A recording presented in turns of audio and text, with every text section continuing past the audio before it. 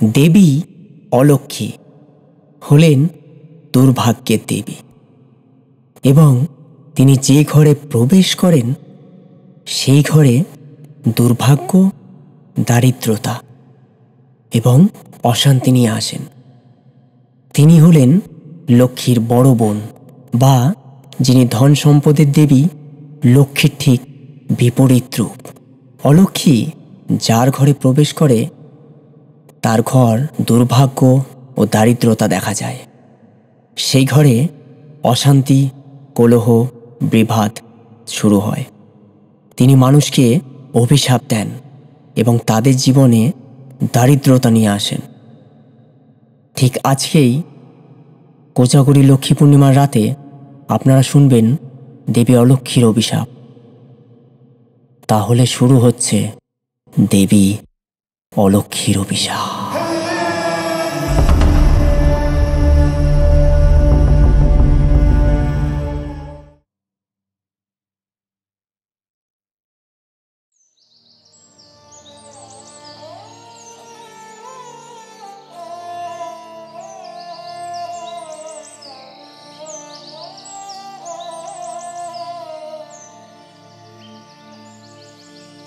শরতের আকাশ একেবারেই পরিষ্কার। দূরে কাশফুলে ভরা মাঠের হালকা হালকা হাওয়া বইছে। দুর্গাপুজো সদ্য শেষ হয়েছে। গ্রামের চারপাশে এখনো ঢাকের আওয়াজের প্রতিধ্বনি যেন ভেসে বেড়াচ্ছে। ছোট্ট ছোট্ট ছেলেমেয়েরা খেলার ছলে বাকি থাকা কাগজের ফানুস আকাশে ওড়াচ্ছে। কিন্তু উৎসবে সেই উজ্জ্বলতা ধীরে ধীরে মিলিয়ে গিয়ে এক অদ্ভুত নীরবতা নামছে গ্রামে।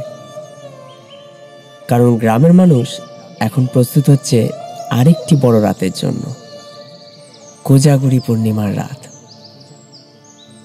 বাড়ি বাড়ি ঝাড় দেওয়া হচ্ছে, উঠোনে গরুর গোবর মিশিয়ে মাটি দিয়ে লেপা হচ্ছে। মহিলারা আলপনার জন্য চালের গুঁড়ো পিষে রাখছে। বয়স্করা বারবার বলছে, কোজাগরীর রাতে যদি ঘুম পেয়ে যায় তবে মা লক্ষ্মী আর ঘরে প্রবেশ করে না, তাই রাত ভোর জেগে থাকতে হবে, প্রদীপ জ্বালাতে হবে। এক বাড়ির উঠোনে ছোট্ট বৌমা স্নেহা মাটিতে সাদা আলপনা আঁকছে। তার শাশুড়ি পাশে দাঁড়িয়ে ঠিক করে দিচ্ছে। এই এই পদচিহ্নটা এইখানে আঁক, যেন মনে হয় মা ঘরে নিজেই প্রবেশ করেছে। অন্যদিকে তরুণেরা পুকুর ঘাট পরিষ্কার করছে, কারণ রাতে প্রদীপ ভাসানো হবে। লোককথা আছে, যার প্রদীপ জলে ভেসে সবচেয়ে বেশি দূরে যাবে তার ঘরে আসবে সবচেয়ে বেশি সমৃদ্ধি।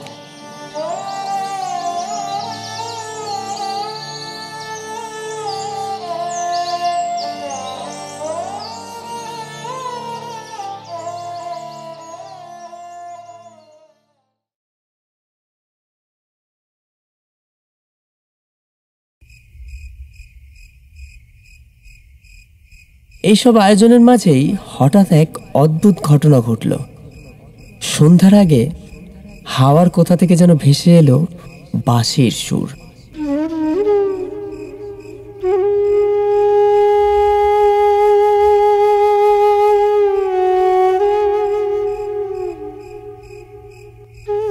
কেউ বাজাচ্ছে না, অথচ সুরটা যেন চারিদিক থেকে ঘিরে ধরছে।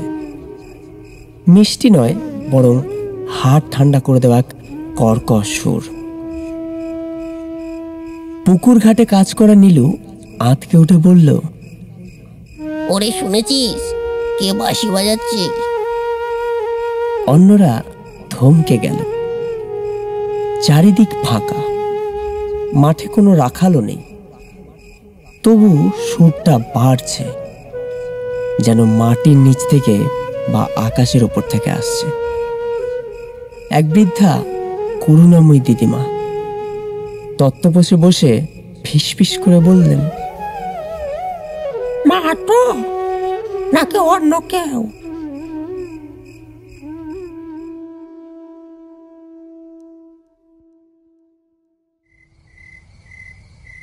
অবশেষে সন্ধ্যা নামল। ঘরে ঘরে প্রদীপ জ্বলল, কিন্তু সেই বাঁশির সুর থামল না, বরং প্রদীপ জ্বলার সঙ্গে সঙ্গে সুরটা আরো জোরে শোনা যেতে লাগলো, যেন কারা আড়ালে বসে মজা করছে। ছোট্ট ছেলেরা ভয় পেয়ে মায়ের আঁচলে মুখ গুজল, আর মহিলারা একে অপরের দিকে তাকিয়ে চুপ করে গেল। কারণ গ্রাম বাংলার লোককথা সবাই জানে, কোজাগরীর রাত মা লক্ষ্মীর রাত, কিন্তু এই রাতেই অন্যরাও জেগে থাকে।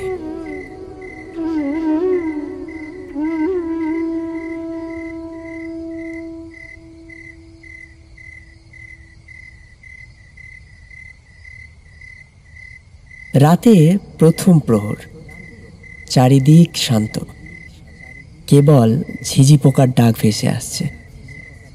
আকাশে উঠেছে পূর্ণিমার চাঁদ, যেন দুধের মতো আলো ছড়িয়ে দিচ্ছে গ্রাম বাংলার প্রতিটি কোণে। বাড়ি বাড়ি মহিলারা উঠোনে পাটি পেতে বসেছে।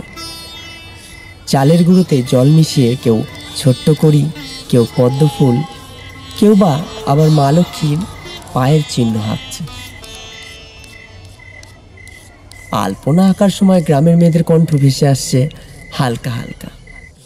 এসো মা লক্ষ্মী, বসো মা লক্ষ্মী, থাকো মা লক্ষ্মী ঘরে ঘরে। এসো মা লক্ষ্মী, বসো মা লক্ষ্মী, থাকো মা লক্ষ্মী ঘরে ঘরে। স্নেহার উঠোনে তখন এক অদ্ভুত শান্তি। তার আঁকা আলপনা দেখে সবাই প্রশংসা করছে। ঠিক মাঝখানে এঁকেছে মা লক্ষ্মীর দুটো পা, সাদা সাদা, যেন সত্যি মা এসে দাঁড়িয়েছে।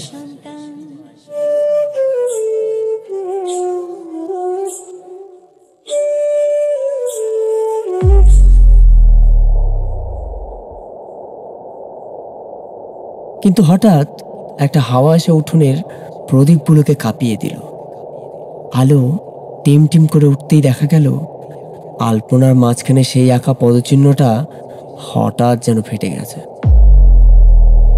প্রথমে সবাই ভেবেছিল হয়তো গুঁড়োর গায়ে হাওয়া লেগেছে, কিন্তু না, ফাটলটা এমনভাবে ছড়িয়ে পড়েছে যেন কারা ভিতর থেকে মাটি ঠেলে বাইরে আসছে। স্নেহা ভয়ে আতঙ্কে উঠল। মা গো, এ কি হলো? আমি তো শক্ত করেই এঁকেছিলাম।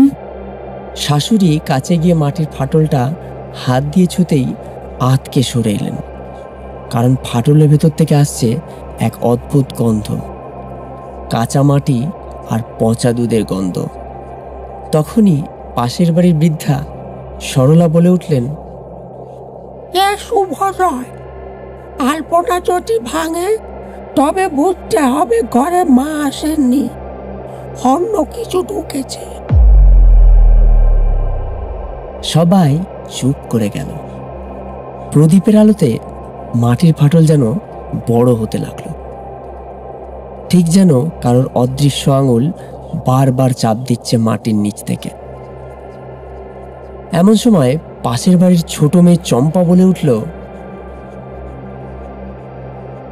সবাই এক মুহূর্ত স্থির হয়ে গেল। কেউ কিছু না বুঝলেও সবার বুকের ভেতর কাঁপুনি ধরল। স্নেহার স্বামী হরি মাটিতে লাঠি ঠুকে বলল, চল ফাটলটা ভরাট করে দি, এটা হাওয়ার খেলা ছাড়া কিচ্ছু না। কিন্তু যখন সে মুঠো ভর্তি মাটি ছুঁড়ে দিল ফাটলের উপর, তখন একটা অদ্ভুত শব্দ শোনা গেল।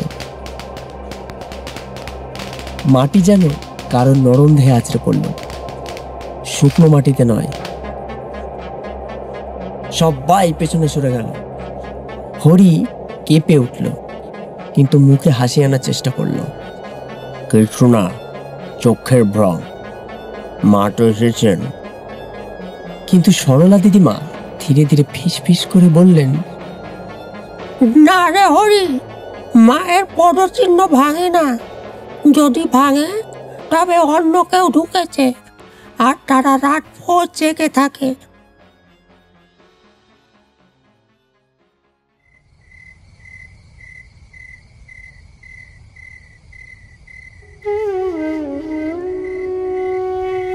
চারিদিক নিস্তব্ধ হয়ে গেল।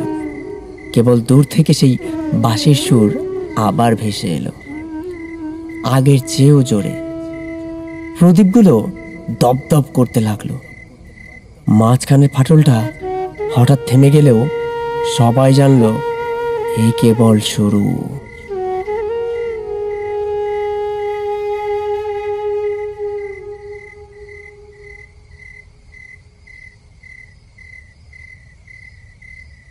রাত তখন গভীর হচ্ছে।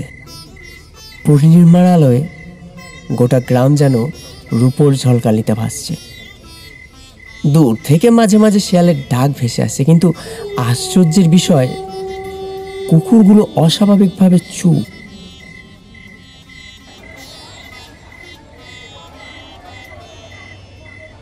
পুকুর ঘাটে তখন গ্রামের প্রায় সব বাড়ির ছেলে মেয়ে, নারী পুরুষ ভিড় করেছে। হাতে হাতে ছোট্ট ছোট্ট প্রদীপ, কলা পাতায় ভরানো, তার ভেতরে সর্ষের তেল আর তুলোর সলতে সবার চোখে মুখে অদ্ভুত এক আগ্রহ। কার প্রদীপ সবচেয়ে দূর পর্যন্ত ভেসে যাবে আর কার ঘরে মা লক্ষ্মীর আশীর্বাদ বেশি করে আসবে, এইটা নিয়েই সবাই মাতামাতি করতে ব্যস্ত।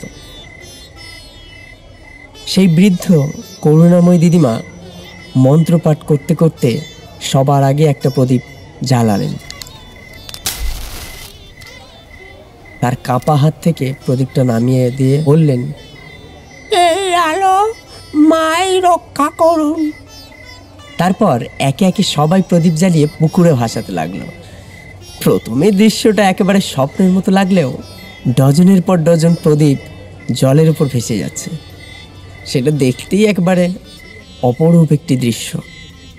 সোনালি আলো ছড়িয়ে পড়েছে চারিদিকে। কিন্তু কিছুক্ষণ পর অদ্ভুত একটা ঘটনা ঘটতে শুরু করলো। প্রথমে নীলুর জ্বালানো প্রদীপটা জলে নামানো মাত্রই 2-3 হাত এগোলো, তারপর হঠাৎ কেঁপে ডুবে গেল। আরে কি হলো? অন্যরা বলল, হাওয়ার টান, বা সলতে ভিজে গেছে। কিন্তু এরপর দ্বিতীয়, তৃতীয়, চতুর্থ প্রদীপও একইভাবে ভেসে না গিয়ে ডুবতে লাগলো। সবার মুখে ফিসফিসানি শুরু হলো।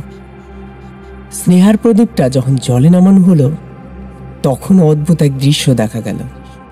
প্রদীপটা ভেসে না গিয়ে উল্টে গেল। নিচের দিকটা উপরে চলে এলো আর উপর দিকটা নিচে চলে গেল। আর জ্বলন্ত সলতেটা জলের ভেতর ঢুকে গেলেও সেটা কিন্তু নেভেনি, বরং আলো আরো উজ্জ্বল হয়ে উঠল, যেন জলের ভেতরেই আগুন জ্বলছে।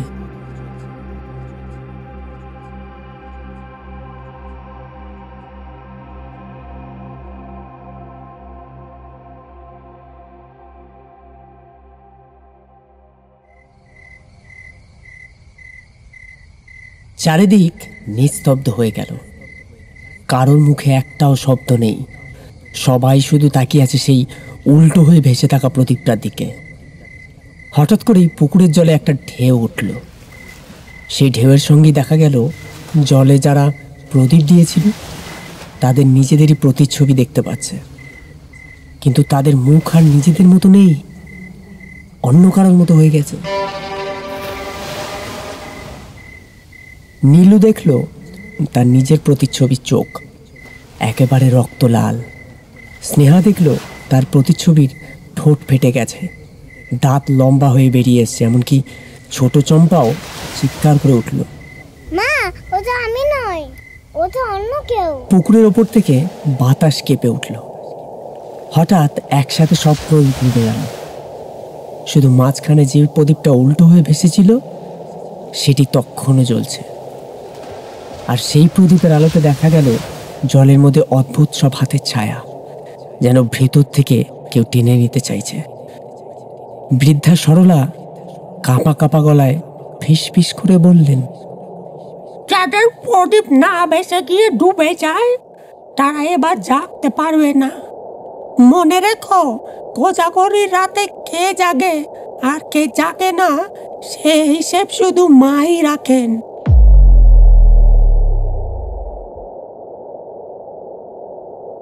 কিন্তু যদি মা না হন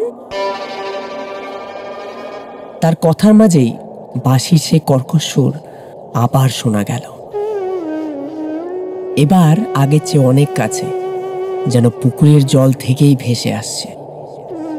সবাই ভয়ে সরে গেল, শুধু উল্টে ভেসে থাকা প্রদীপটা তখনও কাঁপতে কাঁপতে জ্বলছিল, আর তার আলোয় প্রতিটি মুখের প্রতিচ্ছবি বদলে যাচ্ছিল। কিন্তু রাত এখনো বাকি।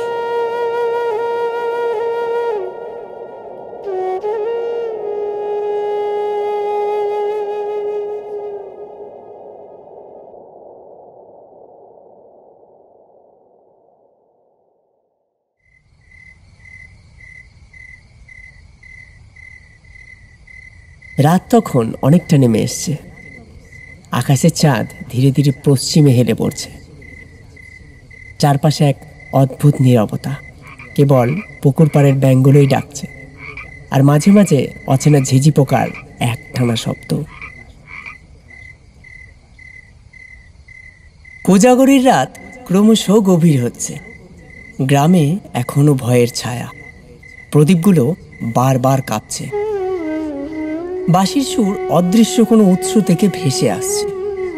গ্রামের মানুষজন উঠোনে একত্রিত হয়ে গল্প করছে, ভয় ঢাকতে চেষ্টা করছে, কিন্তু চোখে মুখে আতঙ্ক স্পষ্ট। ঠিক তখনই হঠাৎ করে গ্রামের বাইরের পথ দিয়ে এক ছোট্ট বালিকা হেঁটে আসতে লাগল। তার নুপুরের ছমছম শব্দে যেন পুরো মাহল ভরে গেল। বয়সটা 10 কি 11 হবে। গায়ে লালচে ও হলুদ রঙের পুরনো ফ্রক, চুলগুলো এলোমেলো, হাতে ছোট্ট একটি থালা। সে সরাসরি করুণাময়ী দিদির উঠোনে এসে দাঁড়ালো। নরম গলায় বলল, আমি পাশের গ্রাম থেকে এসেছি। শুনলাম তোমাদের এখানে কোজাগরী পূজা হয়, তাই প্রসাদ খেতে এসেছি গো। সবাই চমকে তাকালো। এই রাতে অদ্ভুত সময়ে অচেনা গ্রাম থেকে এক বাচ্চা মেয়ে। স্নেহা প্রশ্ন করল, তুমি একা এলে? তোমার বাবা মা কোথায়? বালিকা হেসে বলল, আমার মা বলেছে মা লক্ষ্মীর প্রসাদ সবার ঘরে পাওয়া যায়, তাই আমি এসেছি। তোমরা দেবে না প্রসাদ? তার সেই হাসি অদ্ভুতভাবে নিষ্পাপ, কিন্তু চোখ দুটো অস্বাভাবিকভাবে উজ্জ্বল, যেন প্রদীপের আলো নয়, ভেতর থেকেই নিজে আলো ছড়াচ্ছে। শাশুড়ি ফিস ফিস করে বলল, এই মেয়েটা আবার হঠাৎ কোথা থেকে এলো? কেউ কিছু বলার আগেই বালিকা থালাটা সামনে বাড়িয়ে ধরল। আমাকে প্রসাদ দাও, আমি খেয়ে যাব। করুণাময় দিদিমা ইতস্তত করে হাতের নারকেল চিড়ে তার থালায় দিলেন। বালিকা বসে পড়ল উঠোনের কোণে। প্রসাদ খেতে খেতেই সে অদ্ভুত এক গান গুনগুন করতে শুরু করলো।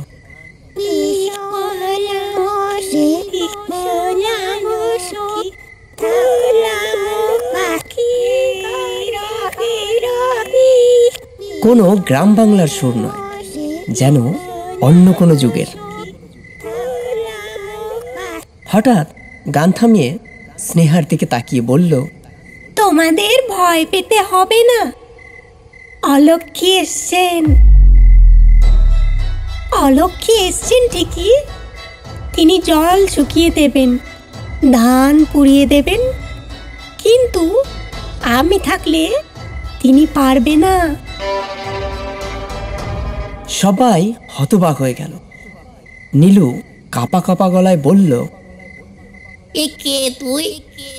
এত ছোট্ট মেয়ে, আবার এমন কথা বলছিস কেন? বালিকা থালা নামিয়ে শান্ত গলায় বলল, আমি পাশের গ্রাম থেকে এসেছি, বলেছিলাম তো, কিন্তু আমার আসল পরিচয় আলাদা। মা আমাকে পাঠিয়েছেন, ভুল করব, হ্যাঁ, কিন্তু সেই ভুলেই তোমাদের মুক্তি আসবে, বুঝলে? এমন কথা শুনে কারো বুক ধড়ফড় করতে লাগলো, কারো শরীর শিউরে উঠল। হঠাৎ চারিদিক থেকে বাঁশির কর্কশ সুর ভেসে এলো, প্রদীপগুলো দুলে উঠল, আর উঠোনের আলপনায় আঁকা মা লক্ষ্মীর পায়ের ছাপগুলো ফেটে গেল আবার। বালিকা উঠে দাঁড়ালো, তার চোখ তখন দীপ্তিমান। সে শান্ত স্বভাবে বলল, তিনি এসে গেছেন, আমাকে এক্ষুনি শুরু করতে হবে। কিন্তু ঠিক তখনই এক প্রবল ঝড়ে উঠোন কাঁপতে লাগলো। সবাই আঁকড়ে ধরল একে অপরকে। কেবল বালিকা সেই দাঁড়িয়ে রইল অচল, যেন ঝড় তার চারপাশে ঘুরছে, কিন্তু তাকে ছুঁতে পারছে না। রাতের আকাশে চাঁদের আলো যেন নিভে আসছিল। বালিকা একা এসে বসেছে করুণাময়ী দিদির উঠোনে।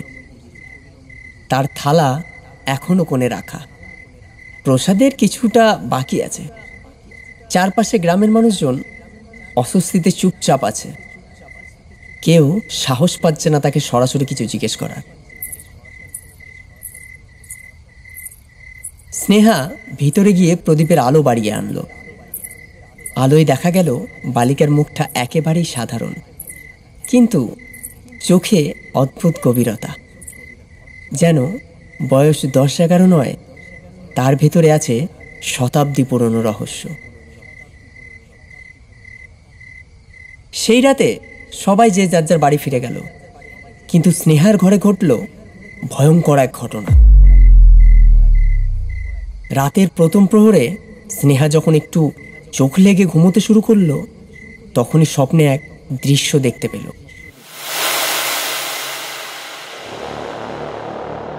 শুকনো মাঠ, পুড়ে যাওয়া ধানের শীষ, চারপাশে মৃতদেহদের লাশ, চারপাশে মৃত পাখিদের ঝাঁক পড়ে আছে।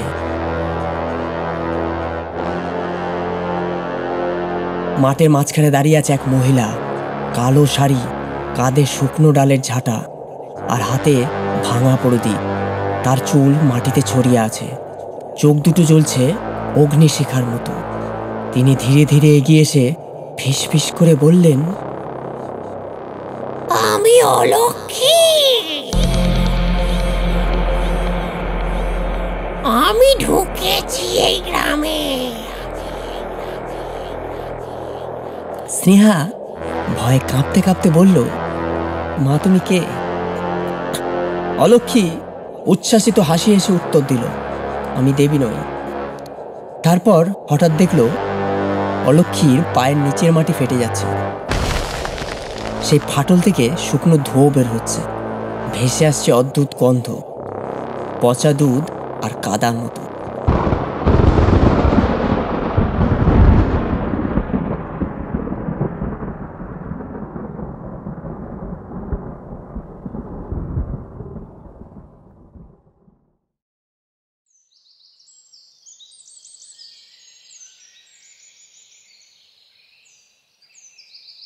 সকালে ঘুম ভেঙে স্নেহা হাঁপাতে হাঁপাতে বসে পড়ল। ঘরে সবাই তার চিৎকারে ছুটে এলো। সে কাঁপা কাঁপা গলায় বলল, আমি স্বপ্নে দেবী অলক্ষী দেখেছি। প্রথমে সবাই ভয় পেয়ে তাকালো, কিন্তু তখনই সেই অচেনা বালিকা ঘরে ঢুকে পড়ল। চোখে মুখে কোনো ভয়ের ছাপ নেই, বরং শান্ত গলায় বলল, তুমি যা দেখেছ তা মিথ্যে নয়, তিনি এসেছেন, কিন্তু আমি এসেছি তার আগেই। করুণাময় দিদিমা কেঁপে কেঁপে জিজ্ঞেস করলেন, কে রে মা, কেন বারবার বলছিস আমি এসেছি? তুই কি মানুষ তো? বালিকা কিছুক্ষণ চুপ করে হেসে উঠে উত্তর দিল, আমি মানুষই গো, মানুষ বটে, আবার নয়ও বটে। তোমরা আমাকে প্রসাদ দিয়েছ না, তাই আমি তোমাদের রক্ষা করব, কিন্তু ভুল হতেই পারে, কারণ ভুল দিয়েই শুরু হবে মুক্তি।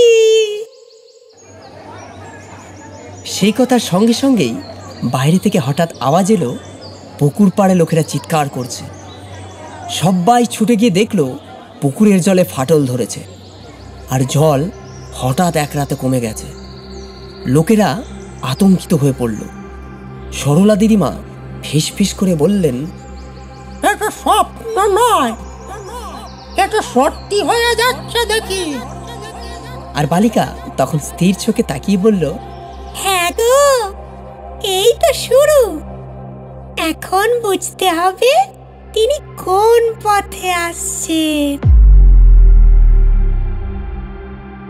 পুকুর ঘাটে সবাই দাঁড়িয়ে হতভম্ব। মাছগুলো ভেসে উঠেছে, কিন্তু জীবিত অবস্থায় নেই, মৃত অবস্থায়। আর জলের গায়ে ভেসে আছে সাদা ফেনা। করুণাময়ী দিদিমা স্তম্ভিত হয়ে বললেন, এই গ্রামে আমি 25 বছর কাটালাম, এমন দৃশ্য তো কোনোদিন দেখি নাই। এটা মানুষের কাজ নয়, এটা দেবী অলক্ষ্মীরই ছায়া। বালিকা তখন পুকুর ধারে দাঁড়িয়ে শান্তভাবে জলের দিকে তাকিয়ে আছে। তার চোখে কোনো ভয় নেই। সে ধীরে ধীরে বলল, জল চলে যাচ্ছে মানে আশীর্বাদ সরে যাচ্ছে। এখন ধানও শুকোবে, গাছও মরবে। তোমরা সবাই সাবধানে থাকো, কারণ এ শুধু শুরু। তারপর হঠাৎ সবাইকে তাক লাগিয়ে সে এক অদ্ভুত কথা বলল। আজ রাত 12টার সময় কুয়োর মুখ থেকে প্রথম ডাক শোনা যাবে। ওই ডাক যদি শোনো, বাইরে যেও না কিন্তু, কারণ তিনি তখন গ্রাম জুড়ে ঘুরবেন। গ্রামের মানুষ কেঁপে উঠল। কুয়োর মুখ থেকে যদি কোনো ডাক আসে, তবে সেটা তো ভূতের ডাক ছাড়ার কিছুই নয়। স্নেহা দাঁড়িয়ে দাঁড়িয়ে কাঁদতে শুরু করলো। এটা শব্দ আমার। বালিকা এগিয়ে এসে তার মাথায় হাত রাখলো। তুমি ভয় পেও না, তিনি এসেছেন ঠিকই, কিন্তু তিনি এসেছেন তোমার স্বপ্ন দিয়েই। তুমি তাকে আগে দেখেছ, তাই তোমার হাতেই লুকিয়ে আছে এর মুক্তি। বালিকা মৃদু হেসে উত্তর দিল, তুমি ভাবছ তুমি সাধারণ, কিন্তু সময় তোমাকে অন্য কিছু বানাবে। আজ রাতই তো প্রথম পরীক্ষা, বুঝলে? এদিকে দুপুরের মধ্যে খবর এলো 3টে বাড়ির গরু দুধ দেওয়া বন্ধ করে দিয়েছে। ধান খেতে জলের দাগ শুকিয়ে গেছে। এমনকি দুপুরের রোদে গ্রামের মাটিতে হঠাৎ ফাটল ধরেছে, যেটা আগে কখনো ঘটেনি। লোকেরা ভয় পেয়ে বলা বলি শুরু করলো, এটা দেবীর রাগ নয়, এটা অলক্ষ্মীর অভিশাপ। গ্রাম ছেড়ে চলে যাওয়াই ভালো। ঠিক বলেছো, গ্রাম ছেড়ে চলে যাওয়াই ভালো। ঠিক বলেছ।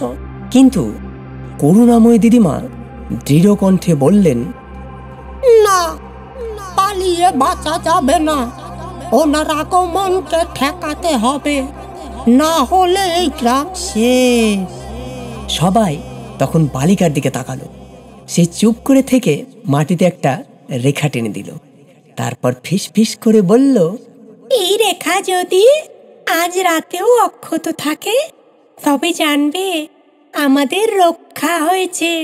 কিন্তু যদি এই রেখা মুছে যায়, তবে অলক্ষ্মী গ্রামে ঢুকে গেছে বুঝে নিও। আরে ভাই, ভৌতিক গল্প তো ঠিকই শুনছো। সাবস্ক্রাইব করলেই বা কার ক্ষতি? নইলে রাতে হঠাৎ ফ্যান বন্ধ হয়ে গেলে কিন্তু আমায় দোষ দিও না। তাই সাবস্ক্রাইব করো এখনই, না করলে তোমার পাশে যে আছে সেই কিন্তু ভূত। দেখো, ভয়ের চেয়ে বেশি ভয়ঙ্কর জিনিসও আছে, সেটা হলো সাবস্ক্রাইব না করা দর্শক। তাই এখনই ক্লিক করো, নইলে ভূতও তোমায় আনসাবস্ক্রাইব করে দেবে। আর তারপরই অচেনা এক নম্বর থেকে তোমার ফোনে কল আসবে, আর ওপাশ থেকে শুধু একটাই কণ্ঠ বলবে, সাবস্ক্রাইব।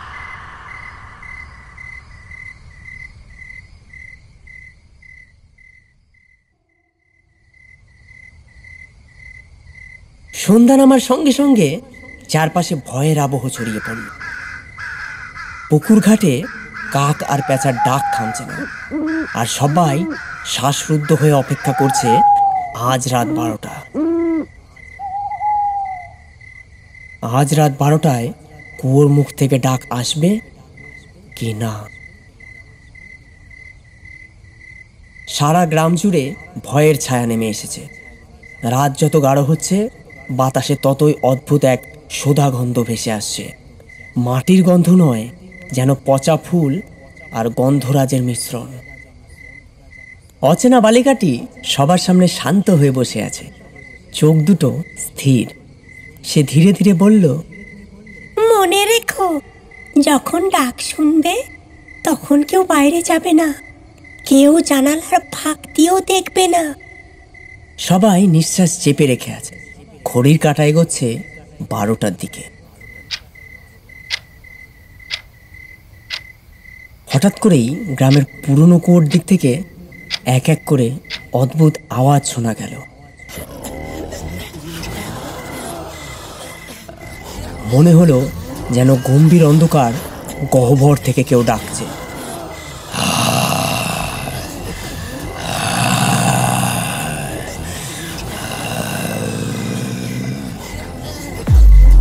সুরটা এমন যে শুনলেই যে কারো বুক হিম হয়ে যায়। শিশুরা মায়ের কোলে মুখ লুকোলো। গ্রামের পুরুষেরা সাহস করে উঠোন থেকে বেরোতে চাইছিল, কিন্তু বালিকা হাত তুলে থামিয়ে দিল। কেউ বের হবে না, যেটা বাইরে আছে সেটা তোমাদের ডাকছে, ওরা কিন্তু মানুষ নয়। সবাই ভয়ে জমে আছে। ঠিক তখনই স্নেহার মনে হলো ওর ছোট ভাই বাড়ির ভেতর আছে কিনা সেটা দেখতে হবে। সে অজান্তেই দরজার ফাঁকটা সামান্য খুলে বাইরে উকি দিল। আর তখনই এক দমকা হাওয়া ভেতরে ঢুকে প্রদীপগুলো নিভিয়ে দিল। কুয়োর দিক থেকে স্পষ্ট শোনা গেল এক মহিলার কণ্ঠ, আমাকে জল দাও। স্নেহা আঁতকে দরজা বন্ধ করে দিল, কিন্তু ততক্ষণে তার কানে সেই কণ্ঠ গেঁথে গেছে। সে কাঁপতে কাঁপতে বলল, ও আমাকে ডাকছে। সবাই হতবাক হয়ে তার দিকে তাকালো। বালিকা উঠে দাঁড়ালো। তার চোখে তখন তীব্র আলো, যেন মশালের আগুন। সে দৃঢ় স্বরে বলল, আজকে রাতেই তোমাদের পরীক্ষা শুরু হলো। অলক্ষী তাকে বেছে নিয়েছে, কিন্তু মনে রেখো, যদিও বাইরে যায় আর কখনো ফিরতে পারবে না। গ্রামের মানুষ চিৎকার করে স্নেহাকে আঁকড়ে ধরল। কেউ আবার প্রার্থনা করতে লাগলো। হঠাৎ করেই উঠোনের আলপনার পায়ের ছাপ ফেটে গিয়ে জলে ভরে উঠল। আর প্রদীপের ম্লান আলোয় দেখা গেল কুয়োর মুখ থেকে ধীরে ধীরে এক ছায়া এগিয়ে আসছে। শরীর নেই, শুধু হাড়হীন ছায়া, কখনো লম্বা, কখনো খাটো, কখনো মহিলার রূপ নেয়, কখনো আবার পুরুষের রূপ নেয়। সবচেয়ে ভয়ের হলো তার চোখ দুটো জ্বলজ্বল করছে লালচে আগুনের মতো। সে যেন ক্ষুধার্ত, সে গ্রাস করতে চায় চারিদিকের আলো। গ্রামের সবাই চিৎকার করে উঠল। কেউ পাথর মেরে থামাতে চাইল, কিন্তু ছায়াটা পাথর গায়ে লাগা সত্ত্বেই মিলিয়ে গেল, আবার অন্য দিক থেকে বেরোলো। হঠাৎ সেই ছায়া সোজা স্নেহার দিকে এগোতে লাগলো। মহিলারা তাকে আঁকড়ে ধরলো, পুরুষেরা বাঁশ হাতে ঝাঁপিয়ে পড়ল, কিন্তু ছায়ার আগুনের চোখ দুটো তাকিয়ে আছে স্নেহার দিকেই। তার কণ্ঠ শোনা গেল, আমাকে জল দাও। স্নেহার মাথা ঝিমঝিম করতে লাগলো। মনে হলো সে যেন কারো অদৃশ্য টানে টেনে নিয়ে যাচ্ছে কুয়োর দিকে। সে কাঁপা গলায় বলতে আরম্ভ করলো, আমাকে যেতে হবে, ও আমাকে টানছে। অচেনা বালিকা তখন এগিয়ে এসে মাটিতে হাত রাখলো, আর তার আঙুল থেকে যেন আলো বেরিয়ে মাটিতে এক বৃত্ত তৈরি করলো। সে দৃঢ় কণ্ঠে মন্ত্র উচ্চারণ করলো, মায়ের আশীর্বাদ ছাড়া কোনো ছায়ায় বৃত্ত অতিক্রম করতে পারবে না। ছায়া এগোতে গিয়েই থমকে দাঁড়ালো। বৃত্তের কিনারায় আছড়ে পড়ে কাতরাতে লাগলো। তার কর্কশ কণ্ঠে শোনা গেল, তুই কে? বালিকা শান্তভাবে বলল, আমি অতিথি গো, কিন্তু আজ থেকে আমি এই গ্রামের রক্ষক। তুই যদি সত্যি তৃষ্ণার্ত হোস, তবে খুঁজে নে শ্মশানের জল, কারণ এই গ্রামের জল তোকে ছোবে না। ছায়াটা ভীষণভাবে ক্রোধে কেঁপে উঠল। কুয়োর জল হঠাৎ ফেনায় ভরে গিয়ে ছলছল শব্দ করতে লাগলো। বাতাসে ছড়িয়ে পড়ল পচা ফুলের গন্ধ। গ্রামের সবাই আঁকড়ে ধরল একে অপরকে, কিন্তু অলক্ষীর ছায়া মিলিয়ে যাওয়ার আগেই বলে গেল, আমি তৃষ্ণার্ত, আমাকে জল দাও।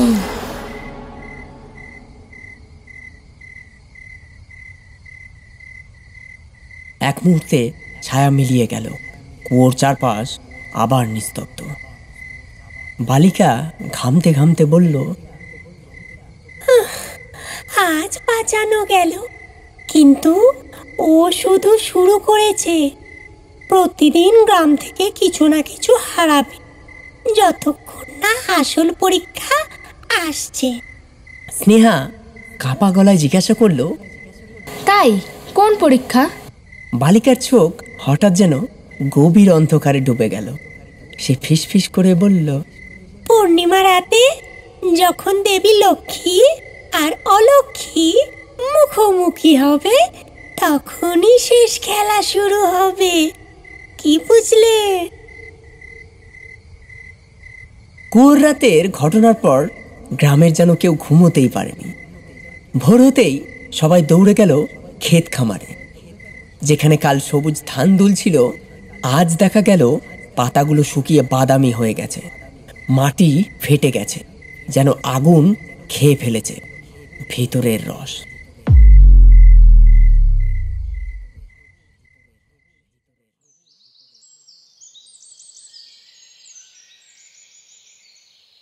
কেউ কিছু বোঝার আগেই খবর এলো বিনোদ কাকার গরু হঠাৎ করেই মরে গেছে।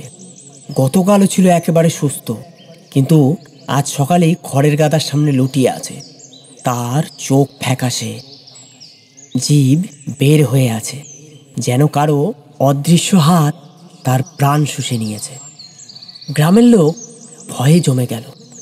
কেউ বলল, ওটা গরু নয়, ওটা প্রথম সতর্ক বার্তা। আবার কেউ ফিস ফিস করে বলল, এরপর হয়তো মানুষও মরবে।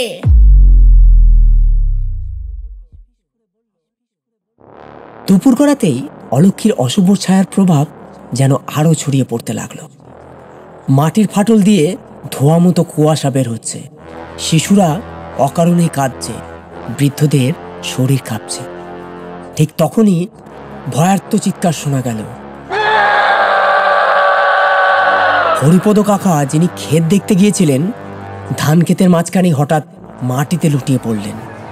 মানুষ হই হই করে দৌড়ে গেল সেই দিকে, কিন্তু দেখা গেল তার চোখ উল্টে গেছে, ঠোঁটের কোণে ফেনা জমে আছে, শ্বাস নেই। গ্রামের সবাই হাহাকার করে উঠল, এটা আর গরু নয়, এটা প্রথম মানুষের মৃত্যু। লোকেরা ভয় কেঁপে উঠল, আবার রাগে ফুঁসে উঠল। অনেকে বলল, এই মেয়ে আসার পর থেকে এসব হচ্ছে। কে জানে এ বালিকা নয়, হয়তো ছদ্মবেশী অলক্ষী নিজেই আমাদের বোকা বানাচ্ছ। বালিকা চুপচাপ দাঁড়িয়ে সব শুনছিল।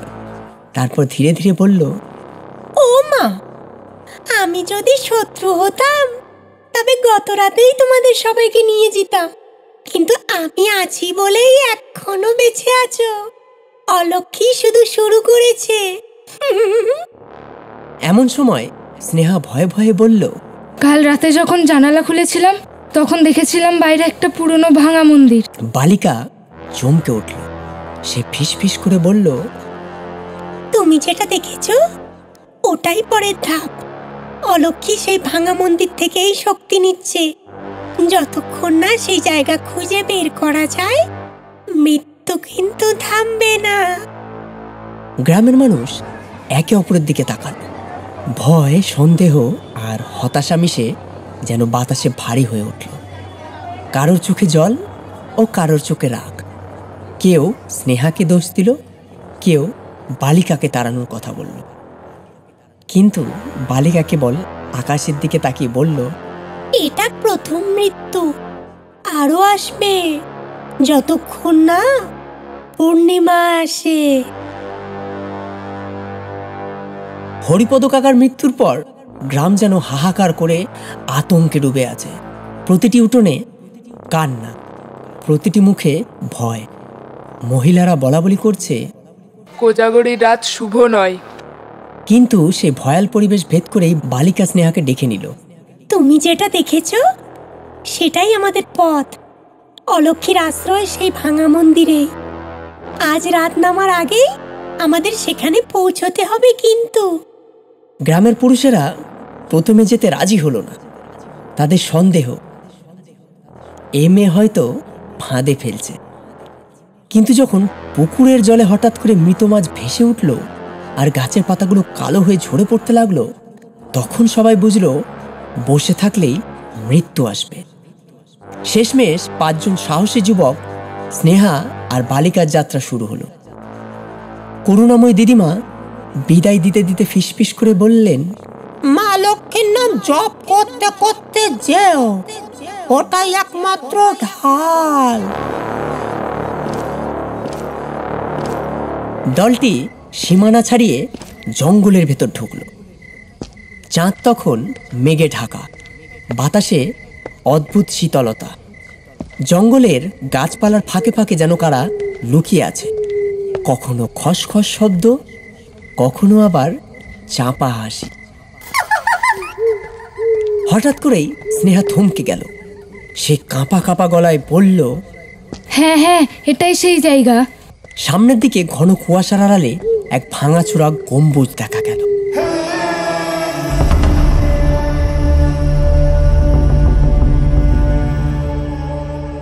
অর্ধেক মাটিতেই ধসে পড়েছে, চারপাশে ঝোপঝাড়ে ঢাকা, কিন্তু বাতাসে ছড়িয়ে আছে ধূপের মতো এক তীব্র গন্ধ, যা কারোর বুক ভারী করে তুলেছে। দলটি এগোতেই দেখা গেল ভাঙা সিঁড়ির ওপর কালো দাগ, যেন কারো জ্বলন্ত হাতের ছাপ। দরজার খিল নেই, অথচ ভেতর থেকে আসছে ঝংকারের মতো শব্দ। কখনো শাক, কখনো কাসর, আবার কখনো মন্দির ঘন্টার আওয়াজ। সবাই থমকে দাঁড়ালো। এক যুবক কাঁপা কণ্ঠে বলল, এ তো পুজোর শব্দ, কিন্তু কে করছে? বালিকা ধীরে ধীরে পা বাড়ালো। তার চোখে আগুনের মতো দৃঢ়তা। সে বলল, এটা পুজো নয়, এটা বিদ্রোহ। অলক্ষী ভাঙা প্রতিমার নিচে বসে শক্তি টানছে। ওকে তাড়াতে হলে মন্দিরের ভেতরে ঢুকতেই হবে।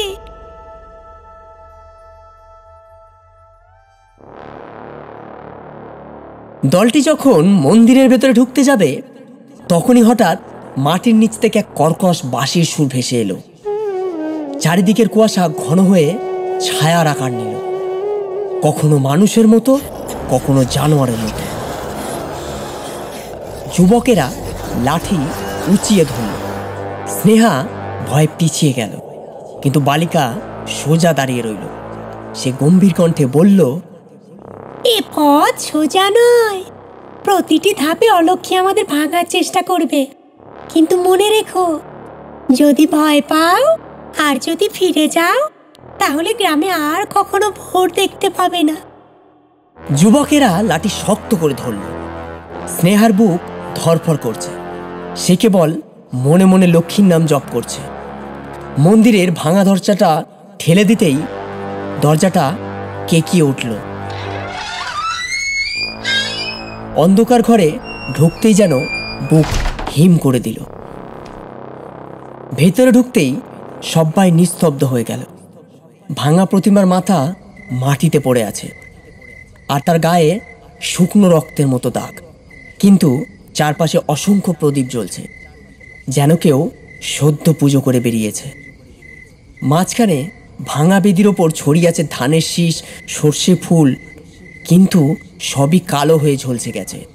আর মাটির ওপর আঁকা আছে অদ্ভুত চিহ্ন, আলপনার মতো, কিন্তু পদ্ম নয়, বরং কাঁটা, সাপ আর বিকৃত মুখের আকার। ঠিক তখনই ভাঙা গম্বুজের ভেতর থেকে এক অদ্ভুত শব্দ ভেসে এলো। মনে হলো যেন কেউ অনেকগুলো গলা মিশিয়ে একসাথে বলছে, কে এলো আমার ঘরে? কে আমার পূজা ভাঙতে চাইছে? সবার বুক কেঁপে উঠল। এক যুবক চিৎকার করে দরজার দিকে ফিরতে গেল, কিন্তু দরজা হঠাৎ আপনা থেকেই বন্ধ হয়ে গেল। অন্ধকারে ভেতরে আটকা পড়ল সবাই। বালিকা দাঁড়িয়ে রইল একেবারে মাঝখানে। তার চোখে আগুনের ঝলক, ঠোঁটে এক অদ্ভুত মন্ত্র। সে বলল, অলক্ষী, আমি জানি তুই এখানেই আছিস। তোর শক্তি মিথ্যার ভয় থেকে জন্ম নেয়, কিন্তু মনে রাখিস, আজকে রাতেই শুরু হবে তোর পতন। বালিকা হাত তুলে প্রদীপের আগুন ধরল আর মন্ত্র উচ্চারণ করতে লাগলো, জগৎ জননী, আলো দাও, অন্ধকার সরাও। প্রদীপের আগুন তার হাতে জ্বলতে লাগলো, যেন একটা ছোট্ট সূর্য। ছায়াগুলো চেঁচিয়ে উঠল, পিছুও হটল, কিন্তু তখনই ভাঙা প্রতিমার নিচ থেকে এক দীর্ঘ কর্কশ হাসি ভেসে এলো। অলক্ষী নিজেই কথা বলল,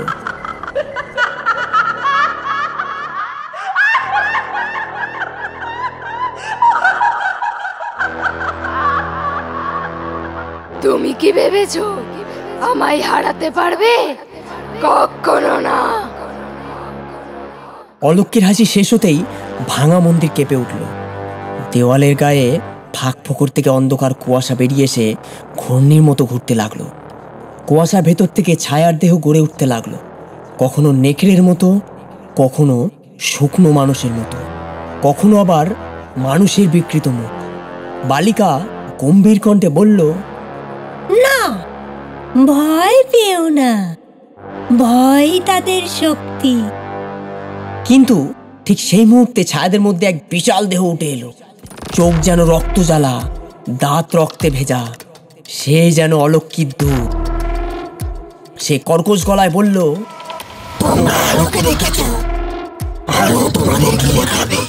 তার হাত তুলতেই প্রদীপের আগুন হঠাৎ নিভে গেল। মন্দির পুরো ডুবে গেল অন্ধকারের ছায়ায়। অন্ধকারে শুধু শোনা গেল মানুষের হাঁপ ধরা শ্বাস, ছায়াদের বিকট হাসি।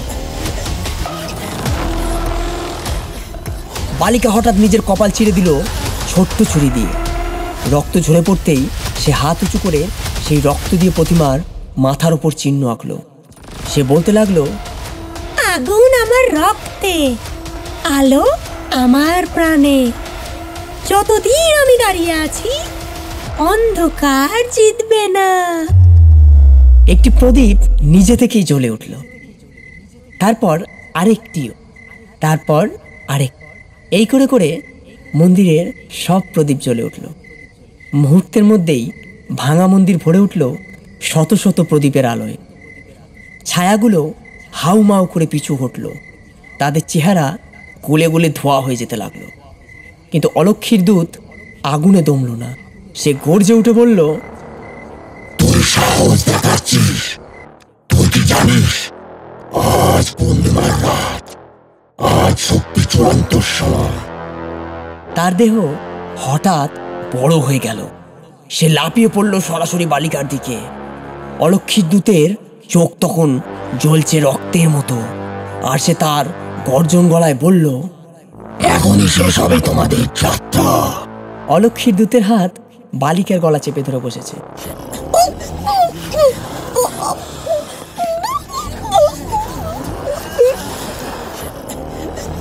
তার মুখ নীল হয়ে আসছে, শ্বাস রোধ হয়ে যাচ্ছে। গ্রামের লোক ভয়ে কাঁপতে লাগলো, কেউ এগোতে পারছে না। মৃত্যুর কিনারায় দাঁড়িয়ে বালিকার চোখ বন্ধ করলো, তার ঠোঁট নড়ল ধীরে ধীরে। আমার প্রাণ যদি যায় তবে যাক, কিন্তু অন্ধকার যেন না জিততে পারে, কি বুঝলে? ঠিক তখনই স্নেহা হঠাৎ মাটিতে বসে পড়ল, তার চোখ বন্ধ, হাত জাড়ো করে সে কাঁদতে কাঁদতে ডেকে উঠল মাকে। হে মা লক্ষ্মী, রক্ষা করো মা আমাদের। স্নেহার চোখ দিয়ে গড়িয়ে পড়া অশ্রুবিন্দু মাটিতে পড়তেই ভাঙা প্রতিমার কপালে হঠাৎ ফাটল থেকে আলো ফেটে বের হলো। এক ফালি সোনালি জ্যোতি ছড়িয়ে গেল চারপাশে। অলক্ষীর দূত প্রচণ্ড গর্জে উঠল। সে সেই আলোকে আঘাত করতেই মন্দির কেঁপে উঠল, কিন্তু আলো থামল না, বরং ধীরে ধীরে রূপ নিচ্ছিল এক মহিষী দেবীর আভায়। গ্রামের লোক হাঁ করে তাকিয়ে রইল। আলো যেন বলছে, যতক্ষণ আমার সন্তানেরা আমাকে স্মরণ করে অন্ধকার তাদের গ্রাস করতে পারবে না। তখনই অলক্ষীর দূত হিংস্রভাবে চিৎকার করলো,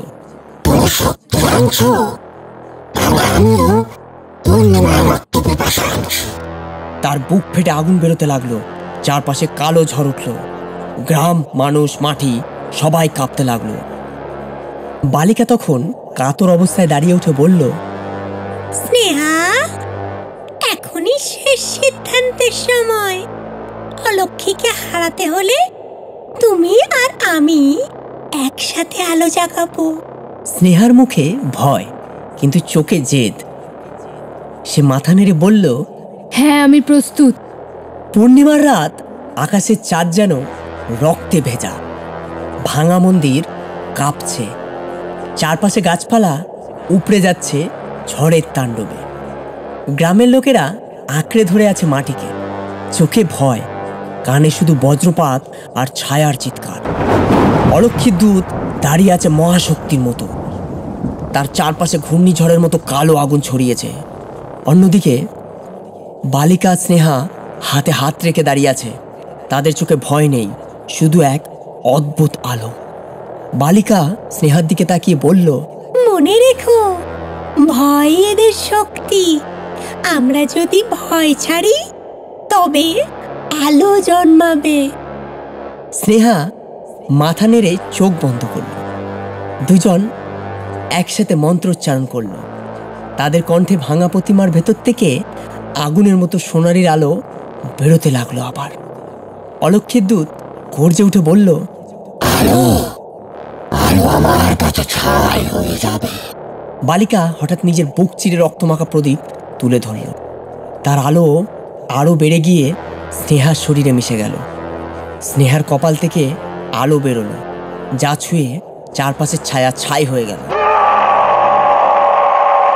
লোকেরা কাঁপতে কাঁপতে দেখলো যেন দুজন একত্রে রূপ নিচ্ছে, আংশিক মানুষ, আংশিক দেবী স্বরূপা। ভাঙা মন্দিরে বিস্ফোরণের পর চারিদিক অন্ধকার আর ধোঁয়ায় ঢাকা। ঝড় থেমে গেছে, কিন্তু বাতাসে এক অদ্ভুত গন্ধ, জলামাংস আর রক্তের মতো। গ্রামের মানুষ ভয়ে ভয়ে চোখ মেলল। তারা দেখল মন্দিরের ভেতরে ভাঙা প্রতিমার সামনে এখনো আলো জ্বলছে, কিন্তু ছায়া নেই, কালো ঝড়ও নেই, অলক্ষীর দূতের ভয়াল হাসিও নেই। হঠাৎ ধোয়ার ভেতর থেকে একটা ক্ষীণ কণ্ঠ ভেসে এলো, স্নেহা। স্নেহা ছুটে গেল। সে দেখল বালিকা মাটিতে পড়ে আছে। তার শরীর রক্তে ভিজে গেছে, কিন্তু ঠোঁটে অদ্ভুত শান্তির হাসি। স্নেহা কাঁদতে কাঁদতে তার হাত ধরল। না, তুমি আমাকে ছেড়ে যাবে না। বালিকা ফিস ফিস করে বলল, আমি আসলে এই গ্রামে প্রসাদ খেতে আসিনি। আমার জন্মই হয়েছিল আলো বহন করার জন্য। আজ আমি আমার কাজ শেষ করেছি। তার চোখ ধীরে ধীরে বন্ধ হয়ে গেল। লোকেরা ভেবেছিল সব শেষ, কিন্তু হঠাৎ মন্দিরের এক কোণ থেকে ফিস ফিস করা কণ্ঠ শোনা গেল। স্নেহা যখন পুরনো মন্দিরের ভাঙা মাটিতে কাঁপতে কাঁপতে বসে আছে, চারপাশে এক অদ্ভুত আলো ঝলসে উঠল। মন্দিরের ছেঁড়া চাল দিয়ে পূর্ণিমার আলো ঢুকলো ভেতরে, আর সেই আলোয় ভেসে উঠল বালিকার রূপ, যেন ধূপের ধোঁয়া থেকে গড়া এক দৃপ্ত মূর্তি। তার চোখে কোনো ভয় নেই, ঠোঁটে হালকা হাসি, কণ্ঠস্বর মৃদু অথচ গম্ভীর। মনে হলো একসাথে বাচ্চা মেয়েদের সরলতা আর দেবীর বজ্রস্বর মিলেমিশে আছে। সে বলল, স্নেহা, মনে রেখো, আলো তুমি পেয়েছো, কিন্তু অন্ধকার এখনো ঘাপটি মেরে আছে। গ্রামের প্রতিটি নদী, প্রতিটি ঘাট, প্রতিটি ধানের শীষে অলক্ষীর ছায়া ছড়িয়ে পড়তে চাইছে।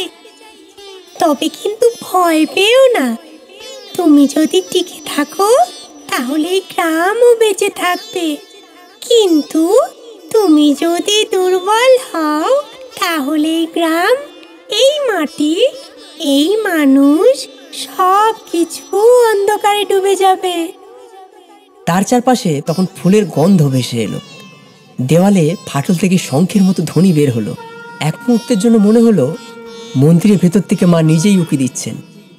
বালিকার কণ্ঠ ধীরে ধীরে মিলিয়ে গেল। শুধু বাতাসে ভেসে রইল সেই শেষ সতর্কবার্তা।